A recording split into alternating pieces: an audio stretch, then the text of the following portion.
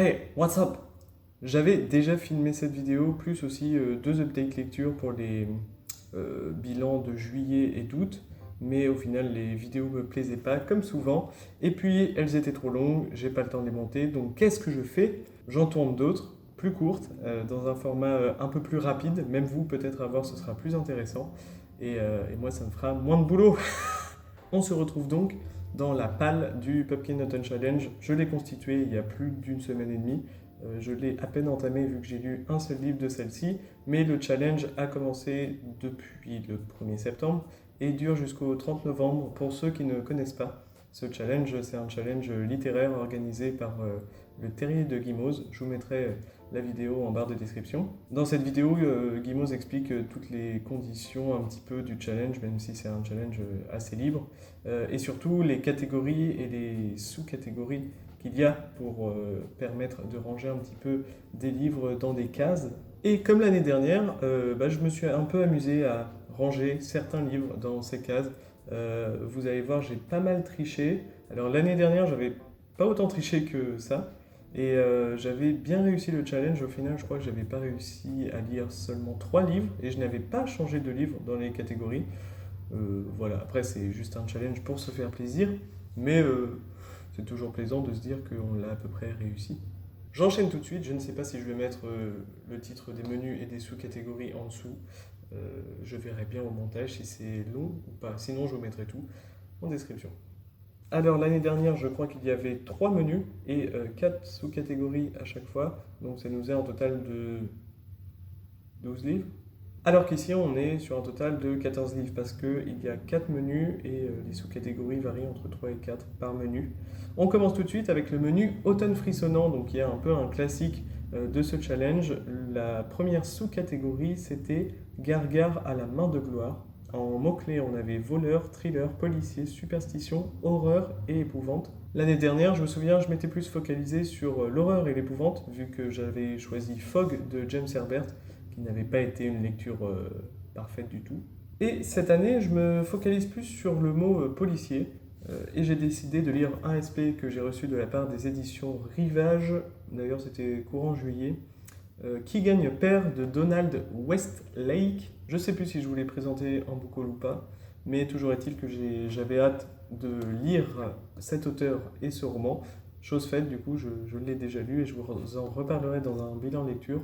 En gros, on suit un chauffeur de taxi qui un jour remporte une grosse mise sur un pari qu'il avait fait. Et lorsqu'il se rend chez son bookmaker, malheureusement, celui-ci s'est fait tuer. Et donc Chet Conway, c'est un peu un gars crédule à qui il arrive des choses et il est un peu malchanceux et il va se retrouver pris entre deux gangs. Voilà. Mais je vous en parlerai plus en bilan lecture. Pareil, ça n'a pas été une lecture parfaite, mais bon, ça c'est autre chose. La deuxième sous-catégorie de ce menu, c'est Double Double Tale and Trouble. On a les mots-clés sorcière, pièce de théâtre, prophétie et tragédie. Alors, je me suis focalisé un peu sur le mot-clé tragédie, sauf que je me rends compte que ce roman n'est peut-être pas une tragédie au final. C'est juste qu'il y a un côté dramatique apparemment dedans. Je parle de Vent Blanc Noir Cavalier de Luc Reinhardt, pareil que les éditions Forge de Vulcain m'ont envoyé. Déjà, c'est un roman que je trouve sublime et il est très très court, il fait 260 pages. En gros, ça a l'air d'être un conte philosophique et poétique. C'est un huis clos et en fait, il y a une critique juste au-dessus qui dit un drame remarquable, parfois sérieux, souvent hilarant. Je ne connais pas du tout la plume de Luc Reinhardt, mais j'avais hâte de la découvrir avec le roman L'Homme D. Mais comme j'ai reçu ce service presse, je découvrirai d'abord ce roman avant L'Homme D. J'ai hâte de lire, il a l'air trop bien. Voilà. La dernière sous-catégorie de ce menu, c'est le folklore de Chip 'n Dale. Et on a en mots-clés créatures surnaturelles et fantastiques, obscures, fantasy. Et pour ça, du coup, je me suis tourné vers le fantastique. Et j'ai choisi le costume d'humeur de Joe Hill. J'ai pas encore lu de Joe Hill et le costume d'humeur c'est son premier roman. Donc je me dis, il faut que je me lance dedans. Et là-dedans, on va nous parler de Jude, un leader quinquagénaire d'un groupe de heavy metal qui rachète donc le costume d'un mort et qui voit ce mort souvent apparaître à côté de lui.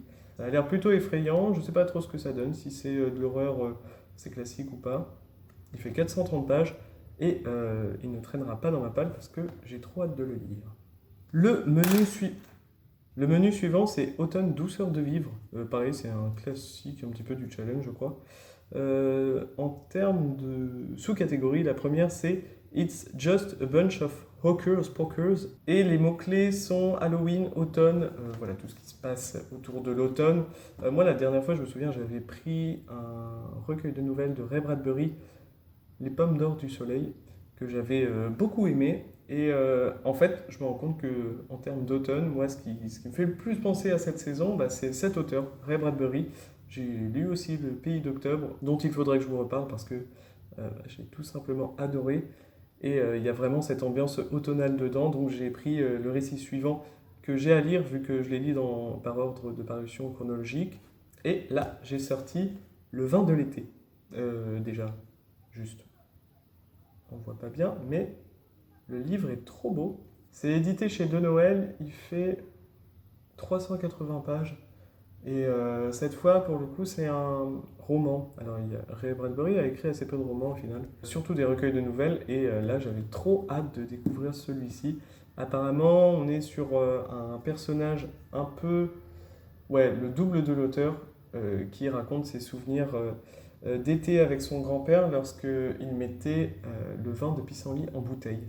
Et je pense qu'on va tourner autour de ça et surtout autour de la nostalgie de l'enfance que Bradbury avait déjà un petit peu abordé dans son recueil de nouvelles Les pommes d'or du soleil.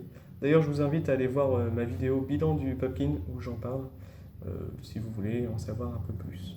La deuxième sous-catégorie de ce menu, c'est Hey Gigi, tu ne trouves pas que ça sent drôlement bon à la Gutioki Panja? Je crois que j'ai bien prononcé. Et les mots-clés sont parcours initiatique, jeunesse, famille. J'avoue que je ne trouvais pas de roman qui me faisait envie et qui traitait de ces thèmes-là en particulier dans mes lectures, mais il y a un roman qui tourne un peu autour de ça d'une certaine manière et qui me fait très envie. Je vous l'ai déjà présenté dans mon unboxing book haul. Il s'agit du Jardin de ciment de Ian McEwan. Il fait que 170 pages, donc ça va être lu très vite. Je me suis intercalé quand même des courts romans à chaque fois parce que vous allez voir, j'ai aussi des belles pavasses à lire. Et le mot-clé que j'ai choisi, c'était le mot-clé famille parce qu'on va suivre 4 orphelins livrés à eux-mêmes et qui sont affranchis de l'autorité des adultes. Donc j'imagine que si on suit 4 orphelins, il y a une thématique de famille qui va ressortir de tout ça. Je sais pas. Mais en tout cas, je le saurai à la fin du roman. Troisième sous-catégorie, il suffit de se souvenir de rallumer la lumière. En mots-clés, on a feel good, bien-être, santé mentale. Alors, tout ça, c'est la positivité. Et est-ce que j'ai beaucoup de romans qui sont positifs dans ma palle? Non. C'est pas vrai, j'en ai quelques-uns. Et surtout, j'ai reçu un SP qui s'apparente plutôt bien à tout ça, au côté feel good. Il s'agit de L'amitié est un cadeau à se faire de William Boyle. Donc, ce sont les éditions Game Master qui me l'ont envoyé et que je remercie. Là-dedans, on est dans une comédie noire. Donc on va avoir un côté policier, je pense, avec peut-être des meurtres même. En gros, on est plutôt sur un roman à l'ambiance plus légère qu'un roman noir. William Boyle, c'est un auteur que j'ai vraiment, vraiment envie de découvrir, sachant que j'ai aussi 2 autres de ses romans dans ma palle à lire. Donc ce sera celui-ci qui passera en premier. Quatrième et dernière sous-catégorie, j'ai un dragon et j'hésiterai pas à faire feu. Là, pour le coup, les mots-clés sont humour, illustré, anthropomorphisme, animaux. Du coup, j'ai pas de livre illustré, enfin de BD ou de roman graphique dans ma palle. Tout ce qui est anthropomorphisme et animaux, j'avais pas ça non plus. Par contre, pour ce qui est du côté humour, là, je pouvais me diriger vers un auteur que j'ai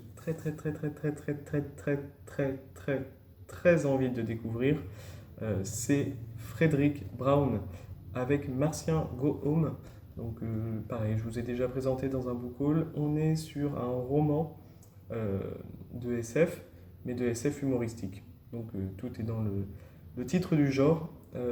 On va suivre un écrivain, je crois, qui part s'isoler parce qu'il a le syndrome de la page blanche. Donc il part s'isoler dans une cabane. Et un soir, toc toc toc, qui est là? Ce sont les petits martiens qui débarquent. À voir si le côté humour ça marche avec moi, parce que je sais que par exemple dans le Westlake, il y avait de l'humour et ça n'a pas trop marché. Donc j'espère que ça le fera.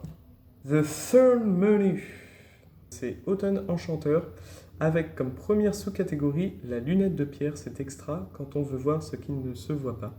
Les mots-clés sont petit peuple, féerie, nature, nature writing. Tout ça, j'avais pas trop non plus. Du coup, je me suis plus dirigé vers la SF, encore une fois, pour trouver ce côté nature. Et j'ai réussi à trouver ça dans un roman, et je m'y attendais pas du tout, honnêtement. C'est Anathème de Neil Stephenson. Alors, le but pour le Pupkin, ce serait de lire les 2 tomes, vu que c'est une duologie qui m'a été envoyée par les éditions Albin Michel Imaginaire. Sauf que c'est un gros bébé. Est-ce que j'aurai le temps de tout lire? Je ne sais pas. Mais en tout cas, c'est mon but. Je verrai jusqu'où j'irai, mais ouais, ça fait quand même 1100 pages. Je ne sais pas si j'arriverai à lire d'une traite cette duologie. Mais bref, j'ai relu le résumé et c'est un roman qui me faisait très très peur. Un peu comme Hyperion au départ, sauf que Hyperion au final, ça s'est révélé être une énorme claque. Anathème, j'espère que ce sera un peu la même chose, parce qu'il me faisait très peur et en relisant là, le résumé, ça me donne très très envie. On va parler d'un jeune chercheur vivant dans la congrégation de Son Teda, un sanctuaire pour les mathématiciens et les philosophes. Ce sanctuaire, en gros, se trouve sur la planète Arbre. C'est pour ça que je pense que ça parle de nature, parce que si la planète s'appelle Arbre, il y a sûrement une raison. Et en gros, le sanctuaire des mathématiciens et des philosophes est fermé et inaccessible parce qu'il y a des guerres en dehors de ce sanctuaire. C'est ce que j'ai compris du résumé, c'est assez flou.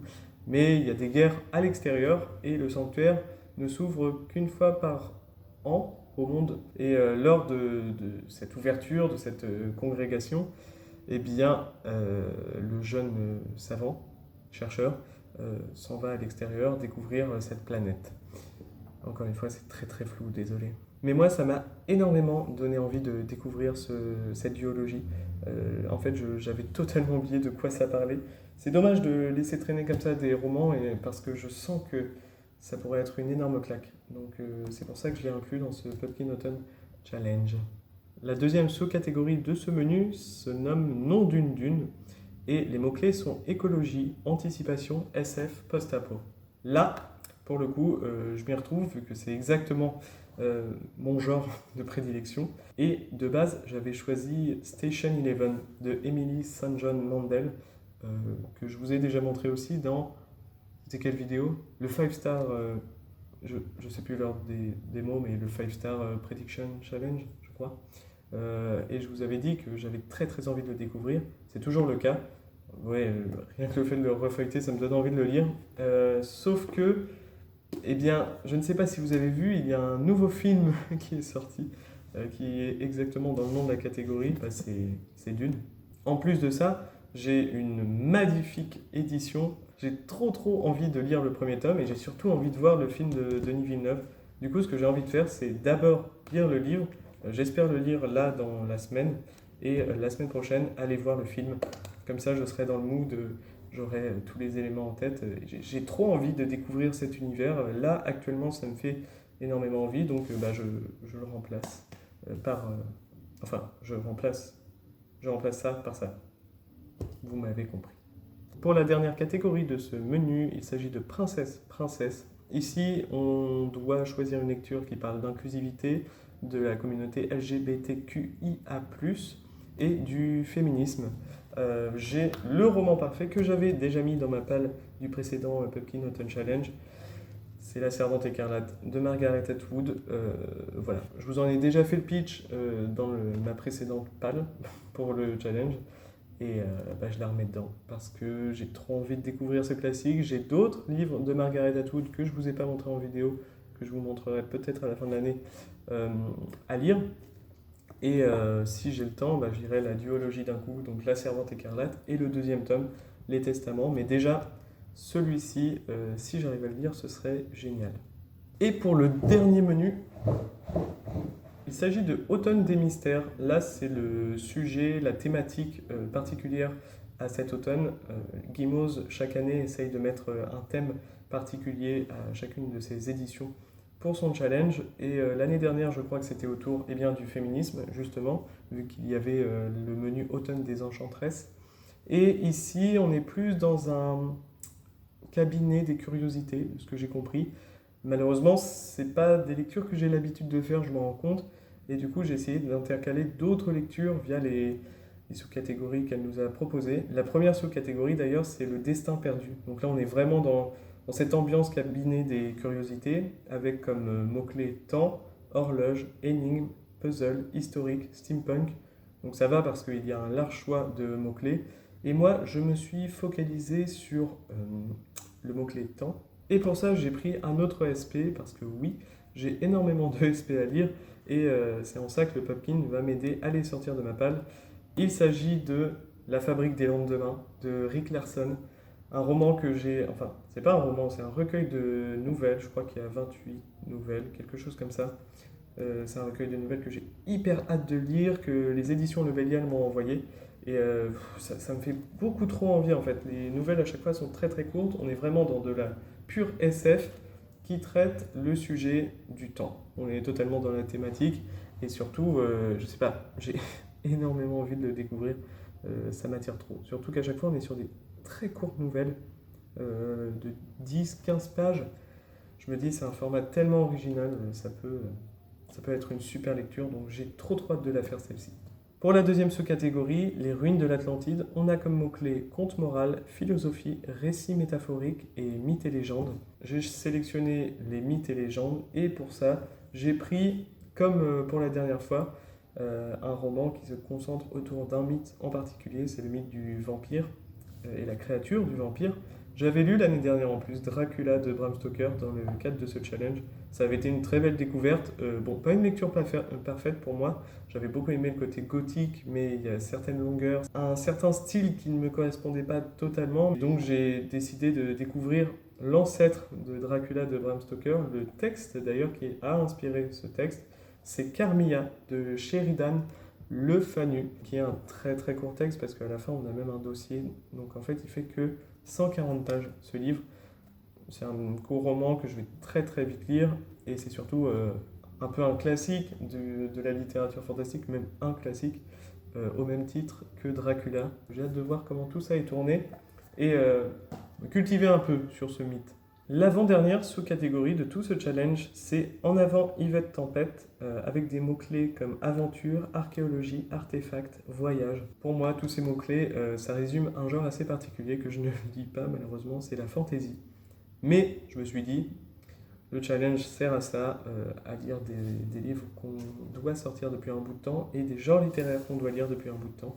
Je me suis donc sorti Les Maîtres enlumineurs de Robert Jackson Bennett, qui est un premier tome d'une trilogie. Autant commencer par le premier tome, surtout que tout le monde a l'air d'adorer ce tome. Ça a l'air d'être de la fantasy classique dans un sens, dans toute la construction, tout ça, mais avec des originalités qui font que ça rend le récit addictif. C'est exactement ce qu'il me faut, je pense, pour commencer ce genre-là. J'allais pas commencer par un truc hyper original dès le début, sinon j'allais pas avoir les bases. Donc je vais me lancer là-dedans. Si j'aime beaucoup, j'enchaînerai avec le deuxième tome. J'ai la petite appréhension de savoir si je vais bien aimer ou pas.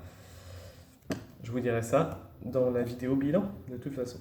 Et j'ai gardé le meilleur pour la fin. Enfin, pas le meilleur, mais le livre que j'ai le plus hâte de lire.